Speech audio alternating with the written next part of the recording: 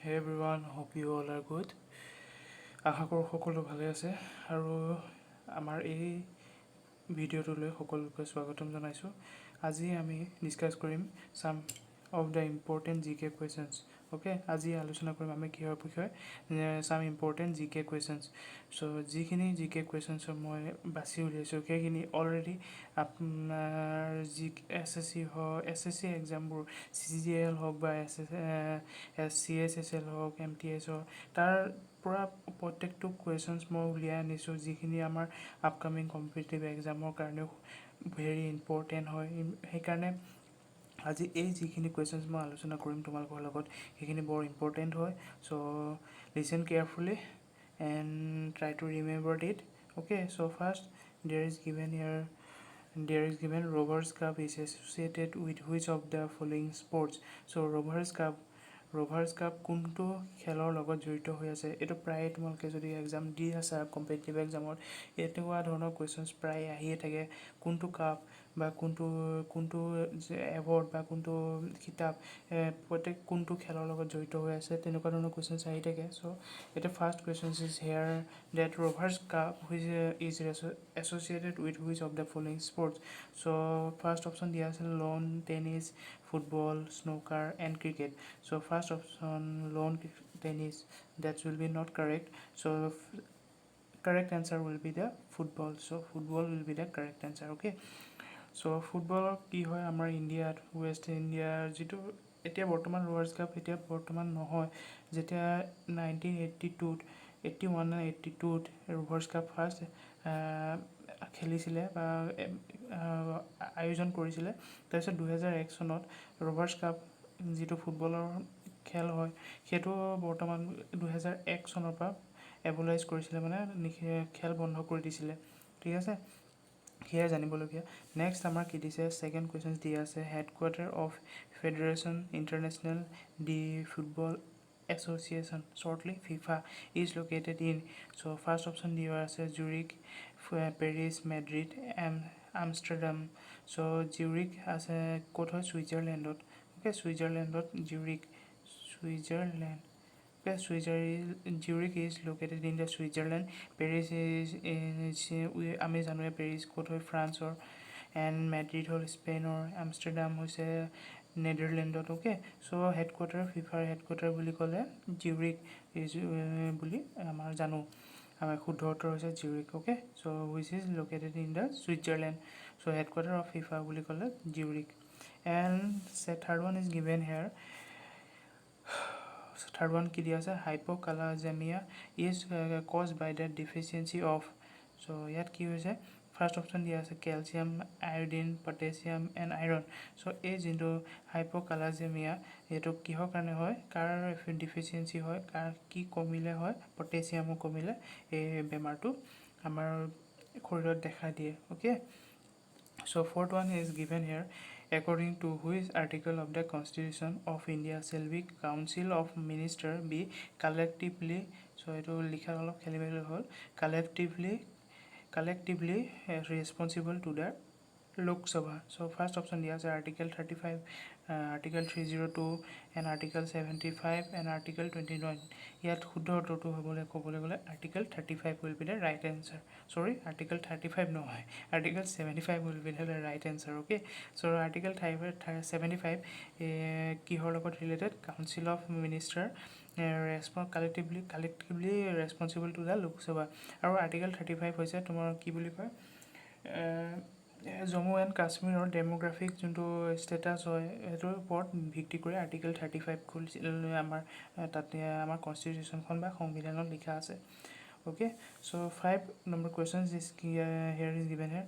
চাৰিস্কা SARISK Sariska tiger reserve is located in.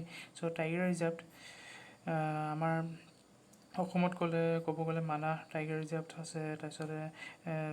তাৰপিছতে আৰু এখন নতুনকৈ ৰাষ্ট্ৰীয় আমাৰ যিটো নেশ্যনেল পাৰ্ক হৈছে ৰায়মনা নে কি, ৰায়মনা, সেই ৰায়মনা তাতো টাইগাৰ ৰিজাৰ্ভ পোৱা যায়।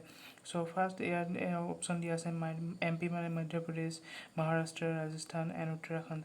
চ' ইয়াৰ শুদ্ধ উত্তৰ হৈছে Rajasthan will be the right answer. Okay, so' And after that, what is given here in the 6 number questions, Hampi, the ancient capital of Vijayanagar, is located in.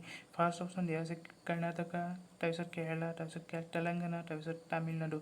So here right questions to hoise Karnataka will be the right answer. Okay, so Karnataka hoise amar right answer. Aru Hampi mane ame janu oldest civilizations of India jitu community hoisile hetu por hei kori aru capital of Vijayanagar বুলি কোৱা জনা যায় সেইটো সেই হাম্পি ঠাইটোৰ পৰা ক'ত আছে Karnataka okay Hampi ৰথ আছে ৰথখনৰ বিষয়ে জানা চাগে তাৰপাছত দিয়া আছে which 7 number which of the volcano is only active volcano in south Asia so ইয়াত এটা ইম্পৰ্টেণ্ট দিয়া আছে সাউথ এছিয়াৰ কোনটো ভলকেনো এতিয়াও বৰ্তমান এক্টিভ অৱস্থাত আছে সো ইয়াত কি দিয়া আছে নাৰকন্দম আইসল্যান্ড তাৰপিছত টছাম হিলছ তাৰপিছত Dhinodhar hills and last one is ইয়াৰ বাৰেন আইসল্যান্ড সো ইয়াৰ শুদ্ধ উত্তৰ হৈছে বাৰেন আইসল্যান্ডছ আৰু এই বাৰেন আইসল্যান্ডছ ক'ত লোকেটেড হয় আন্দামান নিকোবৰ ওকে আন্দামান নিকোবৰৰ যিটোবোৰ আইল্যান্ড আছে সেইখিনি তাৰ ভিতৰতো এটা বাৰেন আইসল্যান্ড হয় ওকে সো ইয়াতো দিয়া আছে নাৰকন্দম আইল্যান্ড ইয়াত যিটো আছে সেইটো হৈছে আন্দামান নিকোবৰৰ হয়নে তাৰপিছত কি দিয়া আছে টছাম দিয়া আছে Tosham hills is located in the Haryana okay হাৰিয়ানাৰ হয় তাৰপিছত ইয়াতে দিনোধাৰ ইয়াৰ এইটো ক'ত হয় ইয়াৰ আন্দামান নিকোবৰৰ ইয়াতো দিনোধাৰ হয় সৰি এইটো আন্দামান নিকোবৰ নহয় গুজৰাটৰ হ'ব গুজৰাটৰ সৰি আন্দামান হৈছে Barren Island okay so these are the questions and আৰু আছে ইয়াত 8 নম্বৰ কুৱেশ্যনছটো কি দিয়া আছে ওকে 7 নম্বৰ কুৱেশ্যনছ দিয়া আছে দ্য বুক টাৰ্গেট 3 বিলিয়ন বুকখন কোনে লিখিছিল ফাৰ্ষ্ট অপশ্যন দিয়া আছে শংকৰ দয়াল শৰ্মা তাৰপিছত দিয়া আছে Pranab Mukherjee and then after there is given here Ramnath Kovind যি আমাৰ প্ৰেজেণ্ট প্ৰেচিডেণ্ট হয় আৰু লাষ্টত কি দিয়া আছে APJ আব্দুল কালাম সো ইয়াৰ শুদ্ধ উত্তৰ হৈছে APJ আব্দুল কালামে কি কৰিছিলে দ্য বুক টাৰ্গেট 3 বিলিয়নছো লিখি উলিয়াইছিলে আমি জানো উইংছ অফ ফায়াৰ্ছ সেইখনো APJ আব্দুল কালামে লিখিছিলে হয়নে তাৰ ভিতৰতো এখন তেওঁ লিখিত কিতাপ হৈছে target 3 billion okay so after that 9 number question কি দিয়া আছে which of the following is a landlock country হৈছে কি হয় যোনবোৰ কাণ্ট্ৰি তাৰ চাৰিওসীমাত লেণ্ডলক হৈ থাকে বেলেগ দেশৰে আগুৰি থাকে তাৰ এখন দেশৰ পৰা মানে সেই দেশখনৰ পৰা ওলাই যাবলৈ তাৰ কিনাৰত কোনো পানীৰ ব্যৱস্থা মানে কোনো জলসমুদ্ৰ নাথাকে জল ব্যৱস্থা জলত মানে কি ৱাটাৰ ট্ৰেন্সপৰ্টেশ্যন নাই বা যাব মন গ'লে মানে কি হয় বেলেগ এখন দেশৰ পাৰ্মিশ্যন ল'ব লাগিব বেলেগ এখন দেশলৈ যাবলৈ অনলি ৱাটাৰ ট্ৰেন্সপৰ্টেশ্যন নাথাকে তেনেকুৱা ধৰণৰ কাণ্ট্ৰিবোৰক কি বুলি কয় লেণ্ডলক কাণ্ট্ৰি ইয়াত দিয়া আছে এৰিট্ৰিয়া হৈছে ইয়াৰ এখন আফ্ৰিকান কাণ্ট্ৰি ওকে সো ইয়াৰ এটা কি আছে ৰেড চি তাৰ এটা অংশ বাউণ্ডাৰী হিচাপে পৰে so Eritrea is not a landlock country and there is given here টাৰ্কিও কি হয় মেডিটেৰিয়ান চিৰ লগত এটা ইয়াৰ বাউণ্ডাৰী শ্বেয়াৰ কৰে so this will not also' a landlock country and চিৰিয়াও কি হয় এটা অংশ সৰু অংশ কি হয় মেডিটেৰিয়ান চিৰ লগত কানেক্ট হৈ থাকে ভূমধ্য সাগৰ অসমীয়াত ক'ব গ'লে তাৰপিছত দিয়া আছে 4 নম্বৰ কুৱেশ্যনছ মংগোলিয়া হৈছে এটা শুদ্ধ উত্তৰ ইয়াৰ শুদ্ধ উত্তৰ মংগোলিয়া হৈছে লেণ্ডলক কাণ্ট্ৰি যি ৰাছিয়া আৰু চাইনাৰ বৰ্ডাৰ শ্বেয়াৰ কৰে তাৰ বাহিৰে বেলেগ একো ক'তো ৱাটাৰ ট্ৰেন্সপৰ্টেশ্যন নাথাকে সেইকাৰণে কি হয় মংগোলিয়াৰ পৰা ক'বলৈ যাবলৈ হ'লে হয়তো ৰোড ট্ৰেন্সপৰ্টেশ্যন ল'ব লাগিব নাইবা এয়াৰ ট্ৰেন্সপৰ্টেশ্যন ল'ব লাগিব ওকে সো ইয়াতে দিয়া আছে 10 নম্বৰ কুৱেশ্যনটো দিয়া আছে বাৰ্তি কা নাম জিন্দগী is the tagline of which of the following banks so এডভাৰটাইজত শুনি থকা যায় বেংকৰ এডভাৰটাইজ দিলে তাৰ ভিতৰত কোনটো বেংকৰ টেগলাইন বুলি কৈছে বাৰ্তি কা নাম জিন্দগী সো ফাৰ্ষ্ট অপশ্যন দিয়া আছে এক্সিছ বেংক তাৰপিছত দিয়া আছে কৰ্পৰেশ্যন তাৰপিছত চিণ্ডিকেট বেংক তাৰপিছত ইণ্ডিয়ান বেংক সো ইয়াৰ ৰাইট এনচাৰ হৈছে এক্সিছ বেংক বুলি পেলাই ৰাইট এনচাৰ সো এনেকুৱা ধৰণৰ কুৱেশ্যনছ আমাৰ SSCত এনেকুৱা ধৰণৰ কুৱেশ্যনছ প্ৰায়ে সুধি থাকে সো তাৰপৰা মই কুৱেশ্যনছবোৰ লিখি উঠাই আনিছোঁ বা তোমালোকৰ কাৰণে আৰু এই যিখিনি কুৱেশ্যনছ সেইখিনি ইম্পৰ্টেণ্ট হয় ইয়াৰ কুৱেশ্যন এনেকুৱা ধৰণৰ কুৱেশ্যন নাহিলেও ইয়াৰ ৰিলেটেড ইয়াতে বেলেগ এটা বেংকৰ ক'লে টেগলাইন আমাক লিখিব দিলে তেনেকুৱা ধৰণৰ কুৱেশ্যনছ আমাক আহি থাকে It is not also important for the Assam government jobs but also important for the central level job also, okay. Central level competitive exams also. So here there are 11 number questions there আছে Freedom in Exile is a autobiography of Mahatma Gandhi হবনে Dalai Lama হবনে Nelson Mandela নে Jiddu Krishnamurti so ইয়াত শুদ্ধ উত্তৰ হৈছে Dalai Lamaৰ autobiography আত্মজীৱনীখনৰ নাম কি হৈছে Freedom in Exile, okay. So 12 number question is here. India and Asia's first dolphin research center will be set up in Haridwar, Patna, Varanasi and Devprayag. So right answer will be the Patna, okay. So Patna কি হয় ইণ্ডিয়াৰ বা এছিয়াৰ ভিতৰতে সৰ্বপ্ৰথম first dolphin research centre ইয়াত স্থাপন কৰিব বা কৰিছে ইতিমধ্যে যিটো কুৱেশ্যন আহিছিলে কৰা কথা আছিলে কিন্তু আল্টিমেটলি পাটনাত স্থাপিত কৰিলে So for 13 number question is here, which of the following rivers originates from the Mahabaleshwar? So Mahabaleshwar is the quote located হয় Maharashtra Mahabaleshwar যিটো এটা হিল হয় এটা তাপা কি হয় তাৰ সেই যোনটো Mahabaleshwar ঠাইৰ পৰা কি হৈছে কোনখন নদী ইয়াৰ পৰা প্ৰবাহিত হৈছে বুলি কৈছে তাপি নদী কৃষ্ণা কাবেৰী এণ্ড সাবৰমতী সো সাবৰমতী আৰু তাপিটো হ'বই নোৱাৰে কাৰণ সাবৰমতী আৰু তাপি গুজৰাটত হয় কৃষ্ণাটোতো সাউথ ইণ্ডিয়াৰ এখন প্ৰায় মহান কি বুলি কয় প্ৰধান নদী আৰু ইয়াৰ শুদ্ধ হৈছে কাবেৰী, অ'কে। কৃষ্ণাখন হৈছে কি হয় কৰ্ণাটকৰ পৰা আৰম্ভ হৈ তামিলনাডু হৈ কি হয় বে অফ বেংগলত পৰেগৈ কাবেৰী বে অফ বেংগলত পৰে কিন্তু ইয়াত কি হয় মহাৰাষ্ট্ৰৰ পৰা আৰম্ভ কৰি অন্ধ্ৰপ্ৰদেশ তেলেংগানা অন্ধ্ৰপ্ৰদেশৰ দি পাৰ হৈ আহে তাৰপিছত 14 number question is here the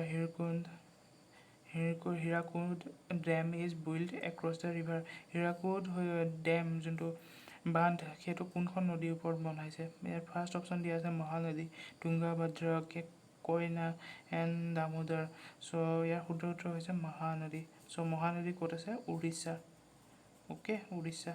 উৰিষ্যাত হীৰাকুদ ডেম আছে So last question is here. Last question is who among the following was appointed as the first viceroy of British India? So here the option Lord Irwin, Lord Mayo, Lord Wavell and Lord Canning. So right answer will be the Lord Canning. And Lord Irwin হৈছে কি হয় 1926 পৰা 31লৈকে আছিলে আৰু ইয়াৰ Gandhi urine পেক্ট যোনটো এখন মহা প্ৰসিদ্ধ ইউৰিন পেক্ট আছিলে গান্ধী ইউৰিন পেক্ট তাৰপিছত লৰ্ড মায়ো